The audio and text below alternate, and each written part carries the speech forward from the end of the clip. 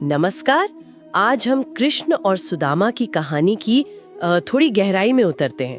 कहानी तो खैर सबने सुनी होगी। हाँ, काफी लोकप्रिय कथा है, बहुत सुनी सुनाई जाती है। बिल्कुल, पर हम आज जिस स्रोत से बात कर रहे हैं वो है भक्त लीला कथा श्रृंखला।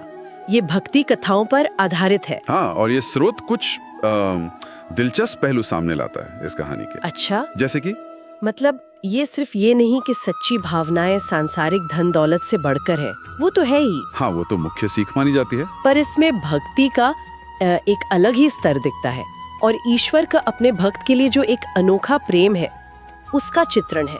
हम देखेंगे कि ये स्रोत किरदारों की मन की स्थिति और घटनाओं के आध्यात्मिक मतलब को कैसे दिखाता है। हाँ, ये दिलचस्प रहेगा। तो चलिए शुरू करते हैं। कहानी का सेटअप तो पता ही है।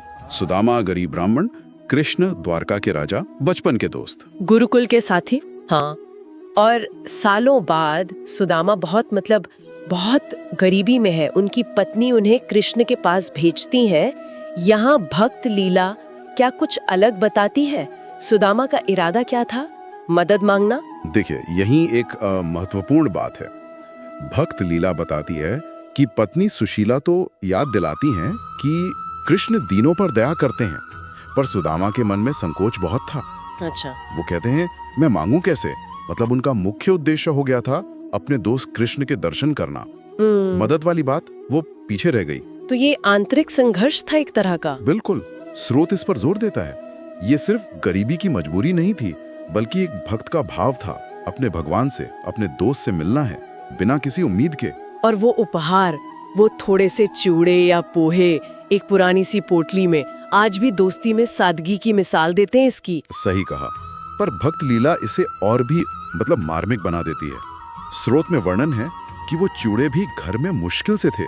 सच में? हाँ, कहते हैं सुशीला ने पड़ोस से मांगकर वो इकट्ठे किए थे।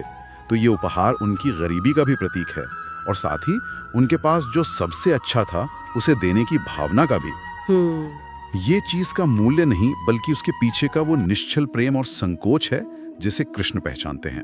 और जब सुदामा द्वारका पहुंचते हैं, जाहिर है एक गरीब ब्राह्मण फटे कपड़ों में इतने बड़े महल के दरवाजे पर, अनुभव कैसा रहा होगा?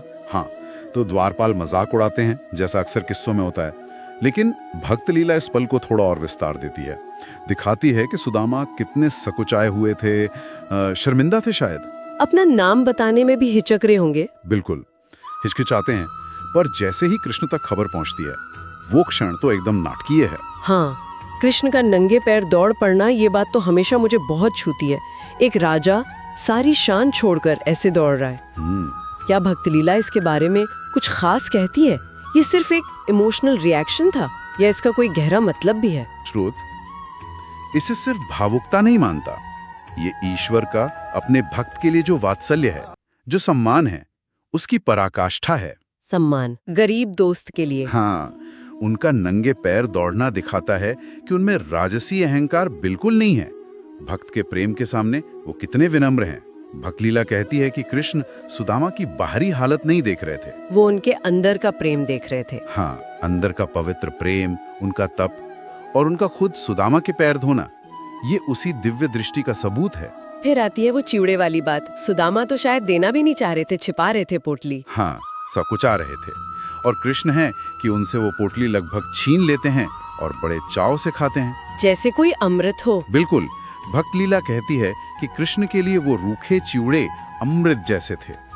क्यों? क्योंकि उनमें सुदामा का पूरा समर्पण, उनका प्रेम मिला हुआ था। कुछ कहानियों में आता है कि रुक्मिणी रोकती हैं, पर ये स्रोत इस पर ध्यान देता है कि कृष्ण ने उस भेंट में भक्त के दिल को कैसे चखा। एक मुट्ठी खाई, दूसरी खाने ही वाले थे। शायद पूरी द्वारका का वैभव लुटा देते उस पर। शायद, लेकिन सुदामा कुछ मांगते नहीं है।